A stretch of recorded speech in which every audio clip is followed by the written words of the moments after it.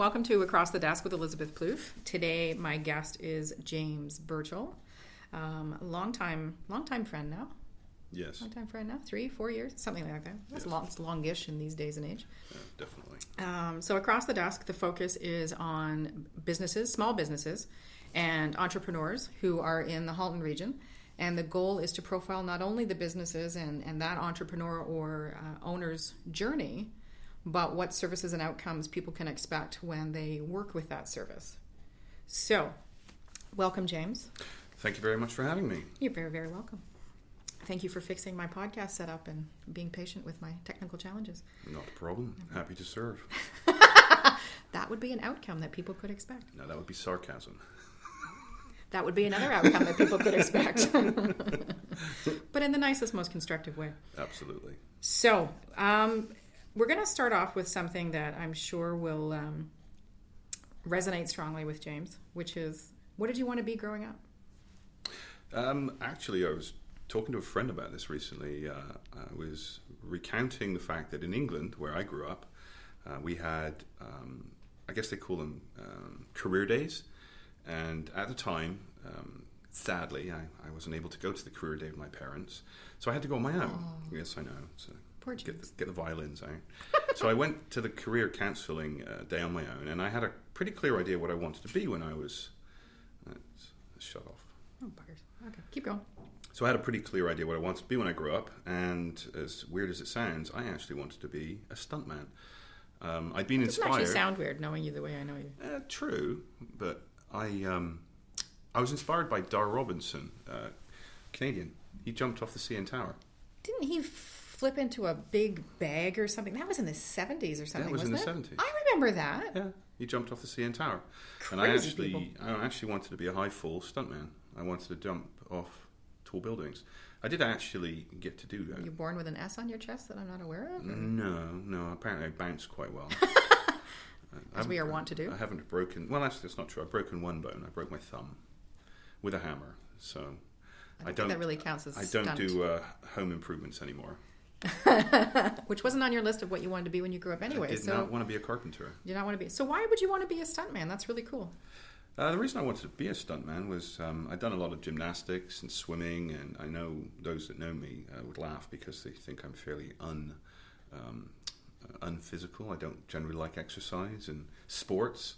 But back then I was very much into a lot of sporting activities. Mm-hmm. Sword fighting, martial arts, horseback riding, motorbike riding, pretty much anything that could successfully kill me. I was usually quite enthralled with trying to master it. So you're like Bruce Lee with a British accent and a beard. Yeah, well, back then I was. And yeah, I used to like throwing myself off things and tumbling and rolling. A bit like parkour. I mean, I love watching parkour videos now because the way they move. But back then, no, I just like diving off shit, basically. Excuse my French. That was decidedly English, but move on. Yeah. Okay, so you're looking at your career options as a 20-something in Bristol, and you go career man, or stuntman, sorry. And then you think, I'm pretty good with words. Mm-hmm. So then there's actually, I know, a bit of not a gap, but a building block to this, because the other thing that I'm sure most people do know about you, other than you like to jump off things, is that you're really good with technology. And that was a huge part of your career for a little while. It was. A little while of 20 years, but yeah. Well, I got my first computer when I was, I got access to my first computer when I was 7. And I sold my first piece of software that I wrote when I was 9. I got my first completely my own computer, I think, when I was about 8 or 9 years old. And I started programming. I had a sort of a natural penchant for programming. Actually, That actually was French. That was French, yes. I actually found programming, and this is going to sound slightly, conceited perhaps, but I found the languages of computers at the time really rather limiting. So I went straight from some of the high-level compiled languages such as BASIC and Pascal, and I thought, well, this is silly. And I learned machine code. So I actually started programming in ones and zeros, which is the base language that all computers work in. Binary code. So I started writing pages and pages and pages, ones and zeros. And I wrote video games back in the day, and I sold video games back in, what would that have been? That would have been the late 70s and early 80s. Atari. Yes, and Amstrad and Amiga and Commodore and all those cool computers. And I even ended up writing an operating system for the school computer lab that I was at the time. But while all this was going on, my parents moved around a lot. My dad was a civil engineer, quantity surveyor, and again with the violin overtones, didn't get to make too many friends because I was moving every 6 to 8 months. We were slightly antisocial as well. So. Yeah, there was that. Yeah. So I did a lot of writing and a lot of drawing, and when I finally got to settle down a bit, I finished my high school and college years doing fine art, graphic design, computer science, psychology, and about 8 other different disciplines. I went to a private school, a bit like Harry Potter's private school. If you think Hogwarts, that's pretty much what it looked like. Cool. Yeah, it was. As a Harry Potter geek, I'm having a moment, but it's okay. Well, we had graffiti that was older than some countries have been founded. You know, I think 1400s. I think my school was founded. What was the name of it? Bristol Grammar School. There was only 2 really, really old schools in Bristol, which was the southwest of England. There was Clifton Boys' School, which were our hated rivals, and used to see. I never played rugby for very long. I did for a bit, but I kept getting knocked unconscious. I wasn't a very big kid. I was fast, and I bounced, hence the stunt. So you'd be a good seeker. I was fast. I was what was known as a fly half. I was the guy on the far side of the pitch. The ball in rugby would come out to the outside, and if I wanted to live to survive the game, I had to stay away from the thugs who were chasing down the field, hell bent on, shall we say, rendering me unconscious. So I'd get the ball and run like the wind. Didn't do that for very long. Got tired of being, as I say, knocked unconscious. Apparently brain cells don't recover too well from that, and I needed them.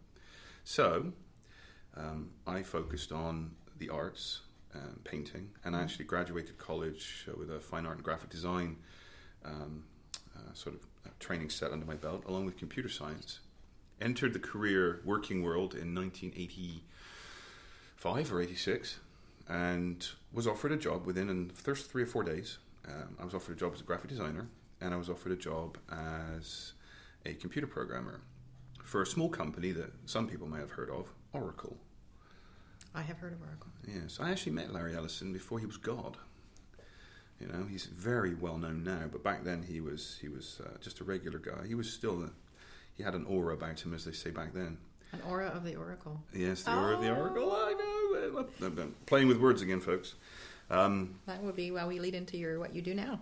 Yeah. Well, I mean, I stuck in the tech field though, and that was my, if you ever got my business card from me back then, I was a sort of programmer initially, then a systems analyst, and then senior this, senior that, all the way up to vice president when I got my butt over into Canada, where you have all these different titles. Mm-hmm. But over in England, I was a managing director, which is the equivalent of your president and CEO over here. Okay. But all the way through this, I'd been writing, and I'd been writing under a pen name. So I was a published author at 13. So I published software at 9, published author at 13, and I'd been sort of keeping that particular set of skills alive and kicking.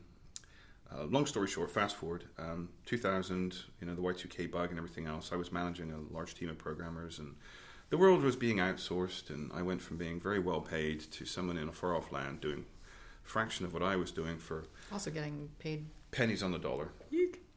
And perfect storm, life got dropped into a blender, and fate hit frappe, and after that... So your circus and your monkeys got a good... Yeah, they all got a good workout. So in 2000, I quit being someone else's monkey. Was it you just said? Yeah, I quit being an employee. Lackey. Although I did actually enjoy what I was doing, and I thought, nuts to this whole tech lark. I'm actually going to focus on the other string in my bow or whatever, my quiver or whatever. And I started leading with the writing and the communications. Cool, and that would be when Business Fusion Marketing came into. Yes, I needed a name that sounded fairly cool and somewhat confusing, and I picked Business Fusion and Marketing because it was, as the name denotes, a mixture of all things. And I actually entered the business field as a copywriter because I'm a trained copywriter. I'm actually a trained multidisciplinary writer, everything from fiction. Something I like to say is I was actually trained in fiction first. I got my diploma from the London School of Writing, London, England, not London, Ontario. And although no dissing to London, Ontario. Nothing there, Great but place. I don't believe they have a writing school. Well, they do have a small thing called Western. That might have a writing program or two in It there, might, just... just a small one, Yeah. But I've lost my thread. Hold on. You'll pick it back up. It'll pick it back up. London School of Writing, fiction writing. That's where you started. Right. I started fiction Good writing. thing one of us is paying attention. Yeah, fiction writing. And then somebody asked me to write a business plan. And I thought, what a perfect parallel. I mean, most business plans are a straight work of fiction. So I actually was able to jump from one to the other.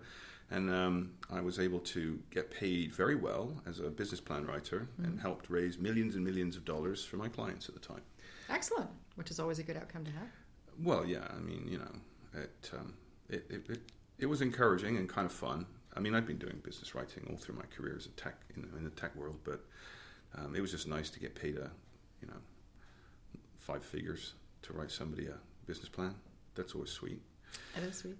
But yes, copywriting and communications, helping people express themselves, and that's sort of where I've been for the last 16 years now, since it's January in 2016. It is, which is crazy, all by itself. I'm surprised I've survived this long. I'm not. But okay, so that's questions 1 and 2. So we know about that, which is fantastic. And then out of business fusion marketing, because when I met you, you had just launched, and what was that, 2012? 2000. You talk about the networking? I'm going to get to that. Because when I met you, that's part of what it was through, because I was working with Hall Tech. Right. And there were a variety of projects, and that's where you introduced me to the Social Fusion Network. Yes. Because part of my job for Hall Tech was, of course, going out and creating networking opportunities and getting people involved with Hall Tech and what have you. And so at the time, the Social Fusion Network was under one incarnation, and ended up being such a fan that you got a bit of a giggle on his face. I opened up my own Social Fusion Network chapter under health, which was awesome. But it's undergone a transformation. I was going to say metamorphosis, but they both mean the same thing. Yes, it's evolved. It did evolve. So it's back after a little hiatus, which is really nice to see. And so what's happening now with because I know a huge part, and obviously you know this, but a huge part for any business owner is an opportunity to get out into the community, meet not only other business owners, but regular public who might be in need of your services. Yes, I mean, most small businesses, I can't remember or cite the exact source, but it was something along the lines of 82% of all new business for small businesses comes from face-to-face, in-person networking. Now, most small businesses sort of instinctively understand the value of networking. Well, they might understand the value, but putting it into practice is... Well, it's hard. And more importantly, there are lots of organizations that have existed, in some cases, for up to 100 years, that charge you for the privilege of talking to each other. And I have a particular problem with that. I don't believe that you should be charged to speak with each other. And if you follow the generally accepted wisdom, that is, you need to be part of about 5 networks in your area to fully maximize your chances of meeting all the necessary players. Well, if the average network costs you $300 to $500 to be a member of their Scooby Gang, you're looking at $1,500 minimum. Easily, more like probably close to $2,500. We're also not including the fact that when you go to these events, you usually buy not only a drink, but maybe a drink for somebody else, maybe dinner after. And some people even charge you to attend. So you get to pay to be a member, then you have to pay to attend, and then you have to pay. Now, if you're a small business, and here's the other... It hurts the pocketbook. Well, here's the scary thing. I ran a report analysis last year because I had a feeling this was true, and I just wanted to check. And what I found out is that 80% of the small businesses I knew, and I'm not trying to sort of reveal too much, but most of them make less than $100,000 a year. My hand is raised. All right? And I almost fell out of my chair when I heard that. this whole breaking the six-figure barrier it turns out this is a big deal. I was speaking to companies that had invested tens of thousands of dollars in equipment. They were paying, paying rent for offices, and in some cases they had up to 2 staff, maybe part-time, maybe 1 full-time, plus themselves, and they were making, from what I understand, less than $100,000 a year, and that's gross revenue. That's gross. That's not even take-home. Well, it is kind of gross. Gross? I was practically spitting bullets, and I thought, this is obscene. It's, and the reason it's obscene, and I'm not trying to sort of boast or brag, and I generally don't get into this sort of stuff, but I'm a lazy entrepreneur. I like to work part-time. I mean, I do put in... I beg to differ on that, because somebody came up to me at a networking event and said...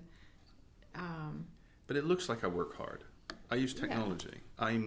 I leverage my time. I mean, I'm sitting here with you today. It's the middle of the afternoon. It's a work day. I'm supposed to be... If you were looking at me normally, you'd be like, well, why isn't he at work? Well, this is work. Play.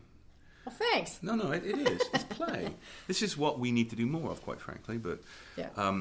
So I tell people I'm a bit of a lazy entrepreneur. It's not that I don't work hard.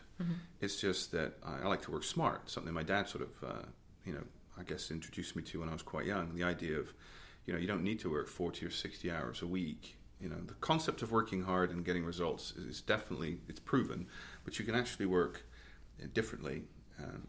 Well, I guess that's sort of Tim Ferriss's... Well, it's also the Pareto principle. I tested it. When I was managing staff, I would regularly play around with the hours and play around with productivity. I'm a huge fan of productivity and making sure that you maximize what you get from the time you invest. And one of the things I learned very early on is work expands to fill the time allotted to it. So if you give yourself 8 hours, you're going to work for about 8 hours. Give yourself 4 hours, you'll get the same work done. True. Now, there are certain things True. where you can't speed it up. A tree grows at the same speed, regardless of how enthusiastic you are. But I will confess that I work better and am more productive with less time to get things done. And I spend, I deliver on time, and I usually deliver ahead of schedule. Right. But as an employee, yes, I tended to, because I got everything done quickly. That's actually a punishment, because then you get more work. I was okay with that, honestly, which was probably, I know, a weird face, but that's usually what made me look like a Heine kisser. But it wasn't that I... Well, you enjoyed what you were doing. I enjoyed what I was doing, and I would rather be active and busy and producing something than filling my time with useless stuff. Like Facebook. Minesweeper. Anybody remember Minesweeper back in the day? You know what I used to love? What was the game? And it had I used to delete it from Caterpillar. I used to delete it. I was in charge of all the computers, so we'd install them all in the offices, and then I would have my techs remove every game from Windows. Yes. Because it was a productivity killer. Yeah, I actually put a block on for when I was working from home, and that was my biggest... It's one of the reasons I hated working from home. I used to put a block... There's a software that you can install, and it blocks Facebook and all your mind-numbing Now we just pull the Cat5 sites. cable out of the back or turn off the Wi-Fi. Well, see, now I'm the president, so, if somebody catches me on my Facebook, then what are they going to do? That's true. But that actually makes it... Because not that you have that mentality, and that sounds so awful, but because you have that freedom, you really have to be much more disciplined about not allowing that to happen. Yes. Because just because you can doesn't mean you should. No. And if you work more productively in a 6-hour day, then schedule yourself as an entrepreneur, depending on, because I've got 2 businesses. One of them, yes, I can do 8 hours of work in 4 hours, and it's not a problem. With my business center, well, I have to be here from 9 to 5. Right. So I'm here for 8 hours. What am I going to do with that time? Do I find myself occasionally foraying onto Facebook? Naturally, but that's called research. Yes. That's it. It's research. I like that. And People Magazine, is that research too? Absolutely. Because awesome. You're studying market trends. Oh, I like that. Remember, I'm in marketing. I can spin pretty much anything. All right, so we're gonna move on. Well, actually, are you productivity? I don't need to sort of chatter about that. It was the 6-figure thing. Yeah. And that became a sort of a motivator for me when I realized that there were so many people out there. See, I've been breaking 6 figures for a while. That'd be bragging. Yeah. That thing we were talking about before. I know. And that could just me being jealous. And I don't talk about it because I don't want, because like I said, those that see me goofing off, they're like, how is it that you break six figures and you don't work anywhere near as hard as I do? I said, well, first of all, hard to judge. What you see is not reality. I mean, for instance... True, but you've also been doing this for 17 years, so you've... True, you get better at it. And by that's the other thing. You were talking about working hours. Just a bit of a segue here. I don't like paying people for time. It rewards poor behavior. True, because they'll take longer to accomplish something potentially. I would rather say to somebody, look, do you know what you're doing? Yes, great. Okay, how much do you think, whatever, estimate, give me a price, I'll pay you. If it takes you 2 seconds to get it done, I don't care. I just want what I want. I do not need to see you sitting there for 4 hours so I can feel good about it. I don't care. In fact, if you can give me the work inside 5 minutes and I'll pay you the fee, whatever the fee was, we're good. Which is one of the reasons why I like pay for performance. Which is why agreed. when you're master of your own fate, or mistress of your own fate. Thank you. Yes. We are equal opportunity. Images of leather boots came to mind then for some reason. We're not that kind of podcast, James. Not yet. That could be a whole nother... It's going to start running the late night show. Yeah. Across the desk, late version. No. Rated R version. That brings images to mind. Oh, we don't James. need that one. I can't edit this. Keep going. No, it's okay. We're going to keep it PG friendly. Moving on. PG, yes. But yeah, it was really all about managing time. So that was by circling back around. I decided that since most small businesses are struggling at the best of times, and they would have needed to pony up somewhere close to maybe $2,500, and they're making less than say $100,000, in many cases between 60 and 80. Yeah, that's huge. It's not a reasonable expense. No, so I thought nuts to this. Actually, didn't think that, but I'm not going to repeat it on the That's PG version. on the podcast. And so I decided to make it free, and I started to do something that no one else had done before, and that in itself is another story altogether. But it became quite popular. It did, and I really enjoyed it. Mm-hmm. It was also in the middle of my transition from, and we've talked about this before, from E to E. So I began networking with Social Fusion Network as an employee. Mm-hmm. So I was there on behalf of Haltech, and that was really easy because I could just, push the party line for the organization. I knew what my message was. The buck stopped with somebody else up above me. Mm-hmm. So the networking was really different. And it was during that time that I transitioned from employee to entrepreneur and had to continue networking. Still had, relationship with Social Fusion Network. So I started going to the events as an entrepreneur. The fantastic thing about being able to go with no pressure, mm-hmm. not having to pay and what have you, especially as the owner of 2 startups, is that it also gives you an opportunity to work on your pitch. That's a really important point. It was. And so I'm going to backtrack for a second because mm-hmm. this comes back to something. So I was at a networking event when I was working for Haltech and ran into this horrific networker who shall remain nameless, but inspired me by the end of the evening to go, wow. First of all, I felt so bad for this person because as a small business owner, how you network is just as important as how often and where and with whom. And this person was doing themselves no service by... They were memorable. Absolutely, but not in a positive way that I'd go, hey, I'd like to do business with you. It was more like, holy mother stinker, I am going to run like the dickens when you come near me. Mm-hmm. And so that prompted me to approach James and say, look, this person is networking this way. He can't be the only one. And I gave away the he. But anyway, they can't be the only one. I think they got that. To be, oopsie, the only one to be networking this way to the point where it's detrimental to their business. And so I approached you about running mm-hmm. a networking session to help people network properly. At which, full disclosure, he threw me under the bus for doing the tap out on the hug thing. Yes, well, that was fun. Yes, it was fun. It was fantastic. We had like 250 people show up for that. Not for that? No, that was the smaller one. Yes, right. No, that was the smaller one, where it was about 25 people, which was actually really good because they then got to speak with you after. Yes, I remember now. any particular questions that they had, Mm-hmm. and then we gave them the opportunity to then put into practice some of the things they had learned. Yes. They could then take that, and apply it to the Social Fusion Network or any other networking thing that they were at, and almost double their success of networking properly, creating connections. Because when you network badly, not only do people not want to do business with you, but it goes further than that they're not going to refer to you. Well, they tell their friends about you, so they're actually proactively undermining you. Well, and I don't know that they're...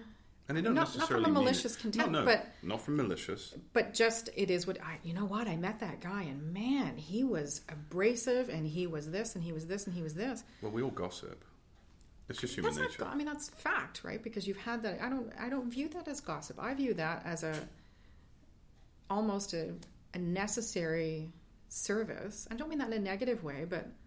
And I don't mean gossip in a negative way either, actually. No, fair.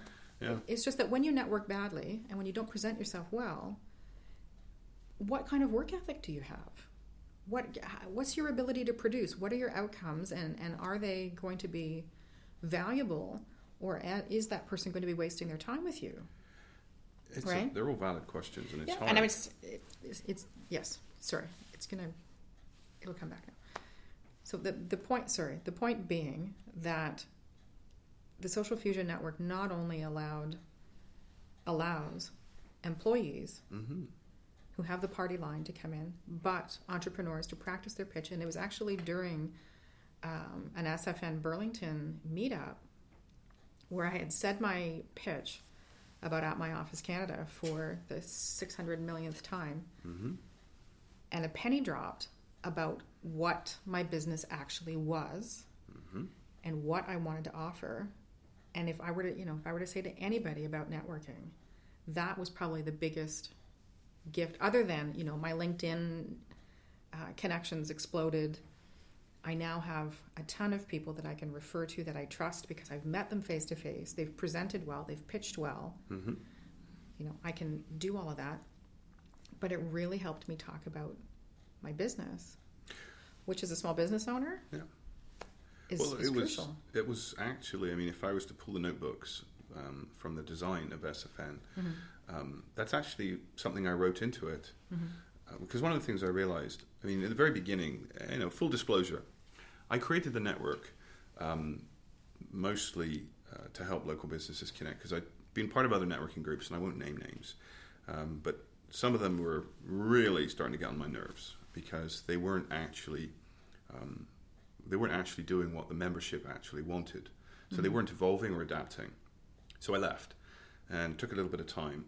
And I thought, well, there's got to be a better way to do some of these things. And I re-engineered a slightly different approach. Well, quite very different. But one of the things I deliberately wanted to put in was because my new business, starting in 2000, was really about helping individuals connect, communicate, and convert those relationships into revenue, which is sort of my current mantra. The 3 C's. Well, yes, it's really all about turning relationships into revenue, which perhaps sounds a bit mercenary, but it's not really. Because if you think about it... it's not mercenary at all. That's... you don't just connect with people just for money. You do need to build relationships properly, and there is a sort of a path that you walk them through. Part of the problem when you work with clients is if you're good at what you do, and I like to think I'm good at what I do, I accelerate results.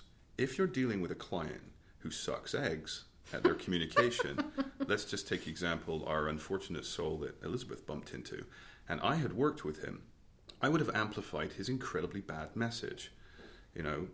Obviously I wouldn't have done that, but my point is this. What I do and what I was doing was amplifying the output the clients were actually creating. That's what advertising and marketing does on some level. So if you're really bad at what you do, I was going to put people out of business. I was actually going to hurt them rather than help them. Yeah. So I decided that they needed a place where they could practice their pitch safely. The Social Fusion Network has only ever had one rule, although I like to say there is a sort of an addendum to the rule. And the first rule has always been, don't talk about Social Fusion Network, that would be Fight Club, but for those, she's shaking her head now. She doesn't know the Fight Club movie, folks. I'm sorry. First rule of Fight Club, don't talk about Fight Club. Never mind. First rule of Social Fusion was this: be nice.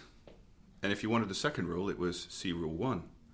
It was that simple. I wanted the environment to be warm, to be welcoming, and to be safe. So you could wander in, be a plonker, get your pitch, duff it up, and you were only talking to one person at a time. So as long as everybody played fair and played nice, and most people do, then you had a great opportunity, as Elizabeth said, to practice. And if you were to speak to people that are part of the group now, there is an overwhelming sense that it is a safe, classy in its own right. Although I've been hearing that a lot in the last year, which I thought was really quite nice, because that one seems to be more of a byproduct. But I think that's... No, it's not. It's not, actually, because you set the tone from the beginning. Yeah. And like attracts like, right? So you set it really clear from the beginning. This is not a dating opportunity. Nope. This is aggressive behavior will not be tolerated. And I know on at least I've bounced 2 a few occasions, people. you've bounced a few people, Yeah. that you respect the group, that other people have taken the time out of their day to come and do this, and be respectful. And that's to me, that's part of being nice. Yeah. I have never encountered anybody, knock on, in three years, I think it's been now, who's been rude. Well, okay, so except for that one example that prompted... There's the odd person, but they come around. But I mean, whereas I went to one networking group, and I got the one up and the one down, from men and women alike, and people who had been longtime members of this particular group stepped in front of me when I was trying to have a conversation with somebody from the staff. I was absolutely gobsmacked at the disrespect, and again, we're not naming. It really set up for me, because you were my first experience with networking on a consistent basis. You were my first. And it really drove home for me the value that SFN brings in that capacity. I know that wasn't supposed to be the intention of today, but I think it's turning into a good intention. So anyway, so the disparities are there. The differences are there. And yes, you're going to run into, potentially jerky people no matter where you are, but... Well, I hope they evolve. You see, that's the cool thing about SFN. Everyone understands what the rules are, and the rule is simple. Be nice. And it's sort of a self-regulating group now. I mean, I don't even have to do too much anymore. I just have to, encourage people to be at a certain time and location, and everyone sort of knows what to expect. Well, they also know that if there's a challenge, they can come to you, because I know when we were at one of the events, somebody got a little into their cups, and we were concerned about that person's safety. So we found you. Yep. And took steps to help that person with their safety. And I think there's that comfort knowing that we can come to you and say, look, this is what's going on. Because it does come down to your brand. It does come down to your name. It also comes down to just being a decent human being. I mean, if you're going to host... fair, but we want to make sure that, there are people that have those things. Yeah, I mean, I think perhaps that day they'd maybe mixed one too many with their meds or something. Well, it doesn't matter, but it's, it's the fact that and people it was know... icy. And there was a lot of mitigating factors, but it's more that you've I do set out the confidence. Yeah. I mean, I care about everybody in the group. Well, maybe not you, but They'll be swearing once the podcast. Okay, so thanks so much for coming. No, but I do. I mean, if you're a host, I mean, this is a little different. I trained for decades to be a serious business, project manager and technologist. I trained for decades to be a skilled writer. Those are 2 areas in which I excel. And 4 years ago, or 5 years ago now, I think, after the urging and pestering of my friends and colleagues, I'd become a glorified party planner. And I must admit... I have to confess, like Dame Edna came. I know. I'm sitting there one day going, oh my God, how have the mighty fallen? I used to manage multi-million-dollar software projects, 50, and 60... now I'm Dame Edna! And now I'm... And Mrs. Bouquet! Now I'm organising a basic, Those are all British TV show references. Yeah, I know. And now I'm organising these social functions. And the thing is, as much as it pains me to say it, and I'm not trying to sort of beat my own drum here, I'm actually quite good at it. And I'm surprised. I've surprised myself over the last few years, because it comes sort of almost as second nature. And when I took a big chunk of time off last year for some personal time and a few other bits and pieces I need to deal with. I was really moved by the number of people that were quite expressive about the fact that A, I'd come back to Canada, and B, I'd actually rebooted SFN after taking some time to deal with some... Thailand. Go to Thailand and revisit, meet my kids and meet my mom and do all those sorts of things that I needed to do. So it actually got me thinking, because your excitement over being Dame Edna for Burlington. All right, mate. What's that? All right, mate. Yes. Or Mrs. Brown. He's an Australian, by the way. I'm sure, but I think from now on I'm probably going to call you Dame Edna. But anyway. Well, thank you for that. You're welcome. But it leads me into the next question, which is something that the focus of Across the Desk is to provide people who are potentially looking at starting a business or transitioning from an employee to entrepreneur.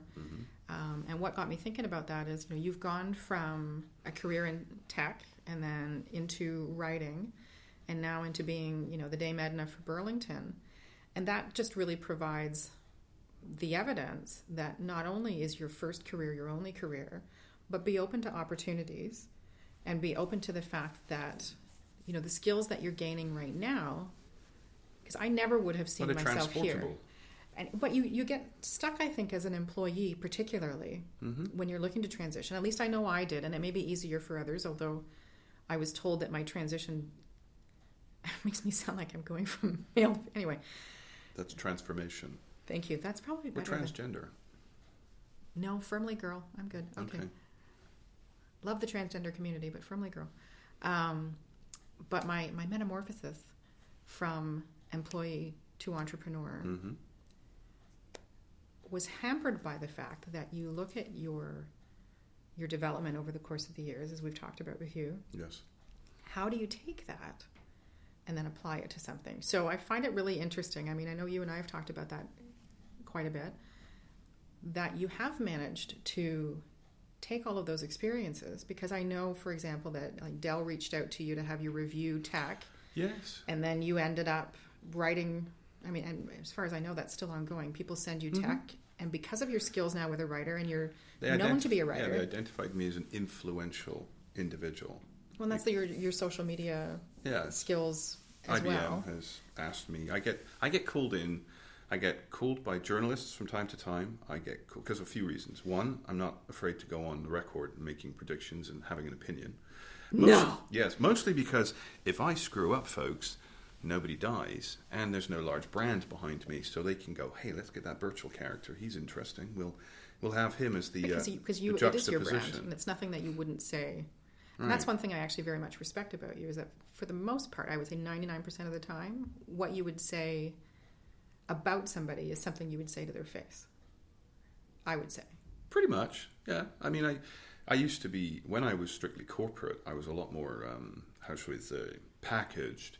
PC? Yeah, it's very PC. I struggled with that because I felt it was rather disingenuous. I would agree with that. And when you become your own chief cook and bottle washer, you can... I am chief minion. That's right, chief minion.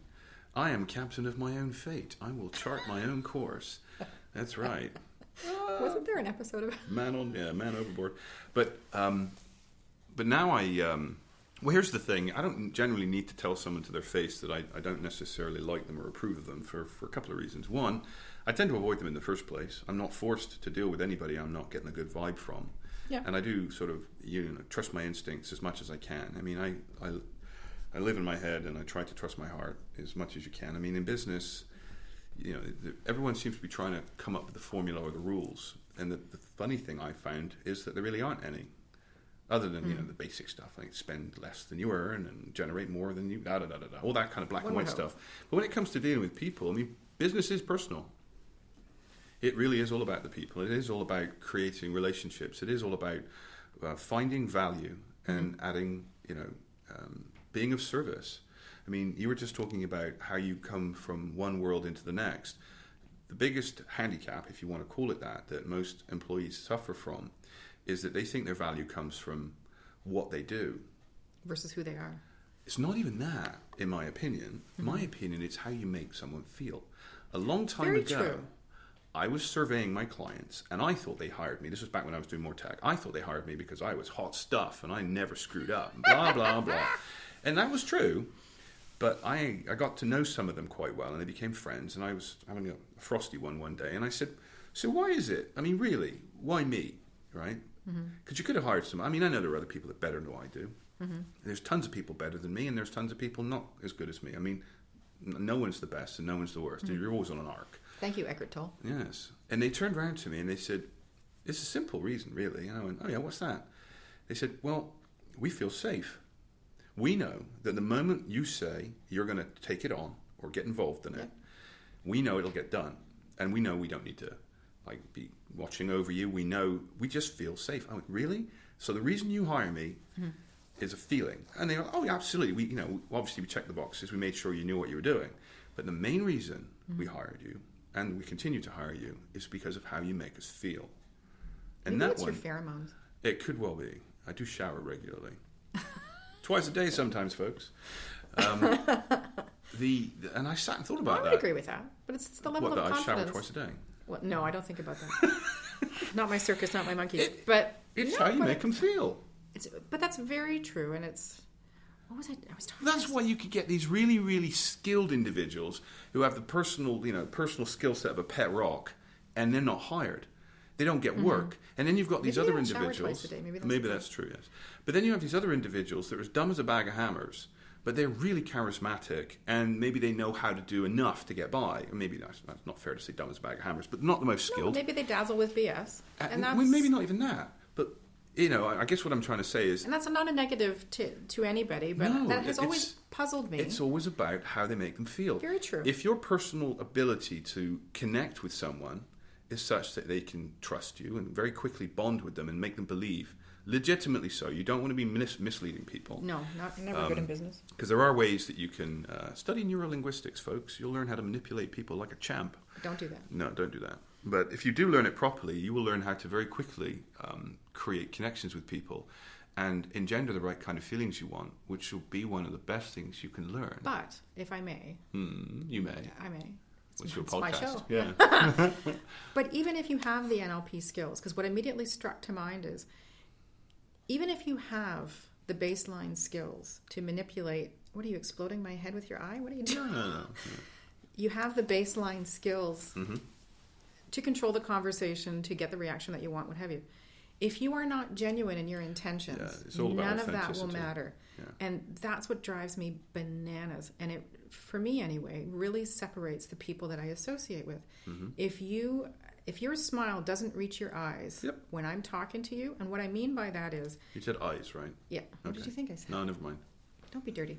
So if I'm speaking to somebody and I can tell right away that either they have an agenda Yes. or there's something just fishy, I'm done. It's true. I'm done. And they can try and manipulate the conversation all they want, but I can guarantee you if your heart is not out there to serve people, and I don't mean that again in a No. wishy-washy way, but if you're in business, you're in business to serve people. Yeah, it's not all peace, love, and vegetable rice. It's that's another Englishism. Peace, love, and vegetable rice, dude. It is all about authenticity, and here's the fun part: you don't need to feel anxious or nervous, because sometimes people find out that I've got NLP training, and they're like, "Oh, you're using it on me now." First of all, it's incredibly hard work to be using it all the time, because you do actually have to be kind of present. But beyond that, we have the benefit of about 100,000 years of a built-in BS detector. Yes, and that's what I'm saying. Like, no amount of NLP will bypass the BS detector. Cognitive dissonance. You can meet somebody and they come off as slick and intelligent and warm and friendly, and on one hand, your body and your mind is going, "Yes, I really like this person," but there's this little voice deep down inside going, "Run away." Yes.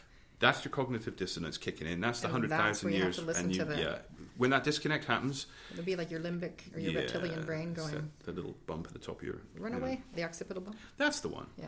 And you just follow your gut instincts and go, "Don't know why, can't put my finger on it, but I'm going to go get a beer." And not with you.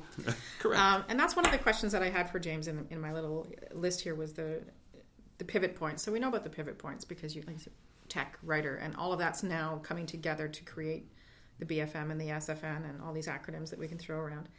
And so now that we know a ton about you and how you work and what people can expect and why you've done what you've done, from a business perspective, what can somebody expect from working with you? be it in your Dame Edna role or Dickens role or what have you? Well, there's a couple of things. So the way I spend most of my days now, I work on creating. I love working and helping people, but I found that even if I work with one person at a time, there's only so many I can reach in a year, and because I have a certain standard that I want to bring that person to, I've calculated that I can only help a certain number in a year, and that bothered me. So I made a strategic decision that I was going to start dealing with more groups of individuals, and I didn't want to do that live because it's real. Oh, this is the Udemy. Yeah, it's on my it's publishing. If you write books and publish info products and online courses and all the rest of it, then you're able to actually package up information and help more people. And so, it's that whole writer, speaker, publisher side of my nature. But that also addresses learning styles because Well, it has to be fully multimodal. You have to touch on all different learning styles. And while I do enjoy live speaking, and I am available for hire, and I shameless plug, and I do enjoy live events, which is why I run the networking events. I like being able to produce quality solutions. I like to think, that are reusable too. Yes, and I like to package them at a price point that a small business owner can afford. And I like to make sure everything comes with money-back guarantees. I like to make sure it's consumable when. So what type of? Because we've guess. only got about 5 minutes left. But so give me like 3 top topics that. Well, right now there's a few. I've got to think about a dozen different courses and books and things floating around on Amazon and Udemy and a few other platforms. The ones that are currently the biggest sellers for me, perhaps not terribly shocking, are me teaching people how to use technology and how to learn things in business. So I teach people social media marketing. I teach people how to think, not necessarily monkey see, monkey do, because this is a moving target, folks. And if I taught you how to hit something exactly, in the moment it changed, you wouldn't know how. So I teach what I call practical tactical, which teaches you how to think about a solution. I've seen that one, I teach about Evernote, how to use Evernote efficiently and reclaim, quite literally dozens of hours a week. It's a mixture of the getting things done strategy to, task management.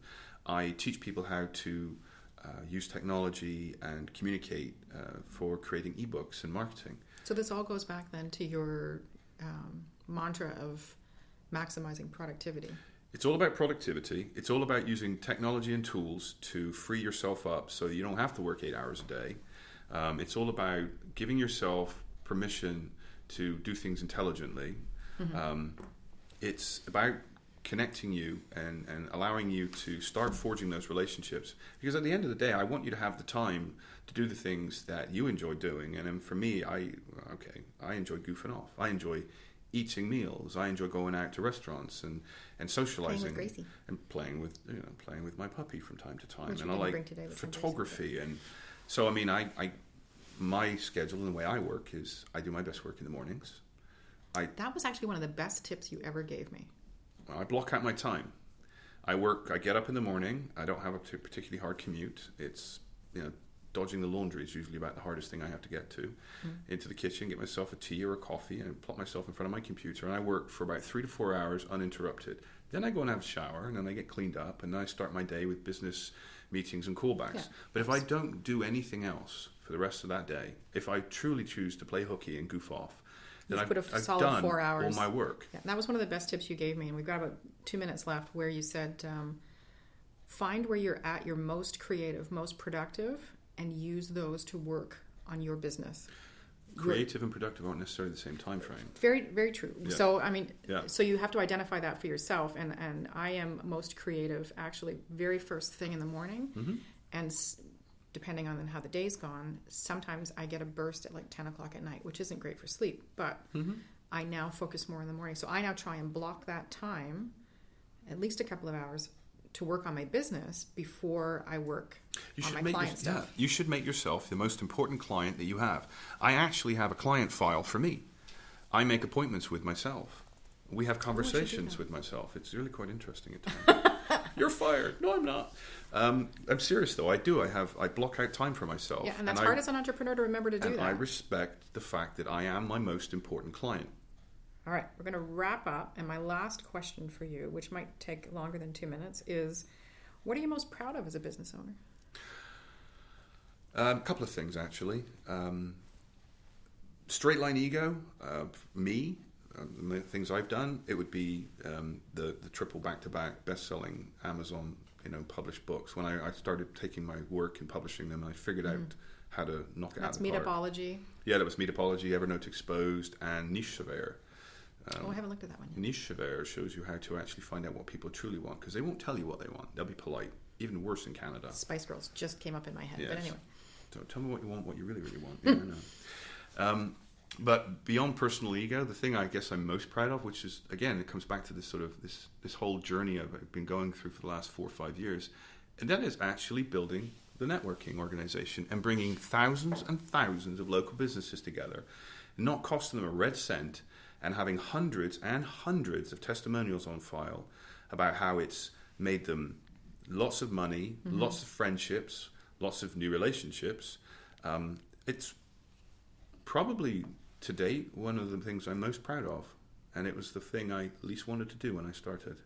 Well, Dame Edna. I know. Yay for you. Yay. Yay me. So we're going to wrap up with that, which is fantastic. And it took a little turn, which I've quite enjoyed, which was the networking thing, because that is such a high value thing for businesses to engage with. I have a fluttering eyelid here. So thank you very much, James. And You're most welcome. I've thoroughly enjoyed myself. Yay. Well, we don't plan to suck. They can find you at jamesburchill.com. So that would be JamesBurchill.com. And you can find everything else just from there. Or just type my name into a search engine and you should be able to find me. Pop up a lot. I pop up all over the place. And then the Social Fusion Network, people register through Meetup. They can go to socialfusionnetwork.com and join the mailing list, which will then also give them the opportunity to bounce over to Meetup, and it's meetup.com/the social network. The Social Fusion Network. And we're going to have all of this. This is going to be at the end, so you can click and go and what have you. But thank you very much, James. And this has been Elizabeth Plouffe and James Burchill for Across the Desk. Have a fantastic day. Bye-bye.